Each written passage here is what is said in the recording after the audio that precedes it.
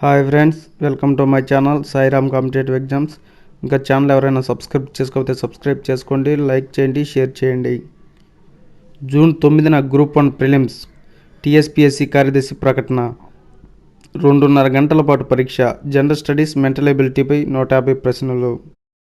వివిధ రాష్ట్ర ప్రభుత్వ శాఖల్లోని 563 గ్రూప్ 1 ఉద్యోగుల భర్తీకి సంబంధించిన ప్రిలిమినరీ పరీక్ష ఈ ఏడాది జూన్ 9వ తేదీన నిర్వహిస్తున్నట్టు Telangana state public service commission కార్యదర్శి సోమవారం ఒక ప్రకటనలో తెలిపారు. గ్రూప్ 1 కేటగిరీలో మరో 60 పోస్టుల భర్తీకి రాష్ట్ర ప్రభుత్వం అనుమతించిన నేపథ్యంలో 2 ఏళ్ల క్రితం జారీ చేసిన ప్రకటన రద్దు చేసిన టీఎస్పీఎస్సీ గత వారం కొత్తగా నోటిఫికేషన్ జారీ చేసిన సంగతి తెలిసిందే. కాగా ఈ క్రమంలో ప్రిలిమినరీ పరీక్ష తేదీని ప్రకటించింది. ప్రిలిమ్స్ 2.5 గంటల పాటు నిర్వహిస్తారు. జనరల్ స్టడీస్, మెంటల్ ఎబిలిటీ అంశాలకు సంబంధించి 150 మార్కులతో కూడిన 150 ప్రశ్నలు ఉంటాయి.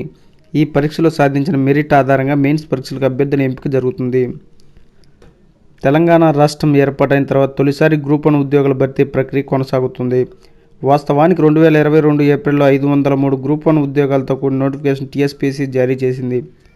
అదే ఏడాది అక్టోబర్లో ప్రిలిమ్స్ని కూడా నిర్వహించింది.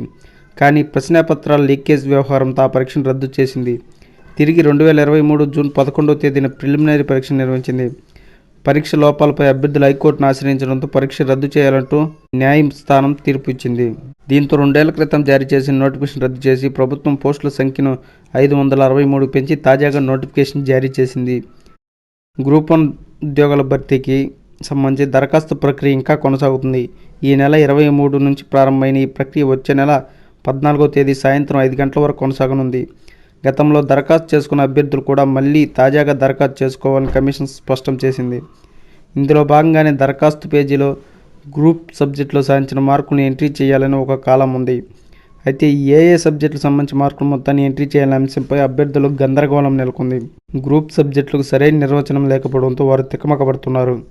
దీనిపై కమిషన్ హెల్ప్ లైన్కి ఫోన్ చేసిన స్పందన లేదని చెప్తున్నారు. ఈ నేపథ్యంలో చాలామంది అభ్యర్థులు దరఖాస్తు ప్రక్రియను పూర్తి చేయకుండా స్పష్టత కోసం వేచి చూస్తున్నారు. ఏటా 2 సార్లు టెట్ జూను, డిసెంబర్లో నిర్వహించే అవకాశం. విద్యాశాఖ ప్రతిపాదనకు సీఎం సూత్రపై అంగీకారం. ఉపాధ్యాయ అర్హత పరీక్షను ఏటా 2 సార్లు నిర్వహించాలని రాష్ట్ర ప్రభుత్వం యోచిస్తుంది. విద్యాశాఖ ఉన్నతాధికారుల ప్రతిపాదనను ముఖ్యమంత్రి రేవంత్ రెడ్డి సూత్రప్రాయంగా ఆమోదం తెలిపినట్టు తెలిసింది. ఇందుకు సంబంధించిన విధి విధానంపై అధికారుల నుంచి ఆయన సమగ్ర నివేదిక కోరారు. అధికార వర్గాల నుంచి అందిన సమాచారం ప్రకారం ఏటా జూన్, డిసెంబర్లో టెట్ను చేపట్టే వీలుంది. ఉపాధ్యాయ పోస్టుల నియామకాలతో సంబంధం లేకుండా టెట్ నిర్వహించాలని అధికారులు భావిస్తున్నారు.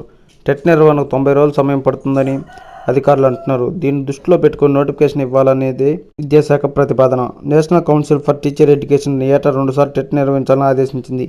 గతంలో టెట్ చెల్లుబాటు 7 ఏళ్ళు మాత్రమే. దీన్ని జీవిత కాలానికి మార్చారు. కొన్నేళ్లుగా బీఈడీ, డీఈడీ వంటి కోర్సులను పూర్తి చేసిన వారు మాత్రమే టెట్ రాసేవారు. ఇప్పుడు స్కూల్ అసిస్టెంట్ పదోన్నతులకు పేపర్ 2లో క్వాలిఫై కావాలని నిబంధన పాటించాల్సి ఉండటంతో ఇక్కడి నుంచి టీచర్లు సైతం టెట్కు పోటీ పడనున్నారు. దీంతో టెట్కు హాజరయ్యే వారి సంఖ్య పెరిగే అవకాశాలు ఉన్నాయి.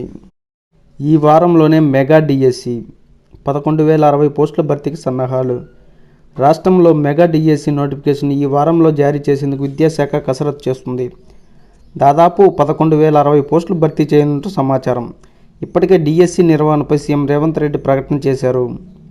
ప్రభుత్వ ఆదేశాలకు అనుగుణంగా డిఎస్సికి సంబంధించి నివేదికను విద్యాశాఖ సిద్ధం చేసి సీఎం కార్యాలయానికి పంపింది. అక్కడి నుంచి అనుమతి రాగానే నోటిఫికేషన్ విడుదలయ్యే అవకాశం ఉన్నట్టు తెలిసింది. భూగర్భ జలశాఖ పోస్టులకు జనరల్ ర్యాంక్ జాబితా వెల్లడి.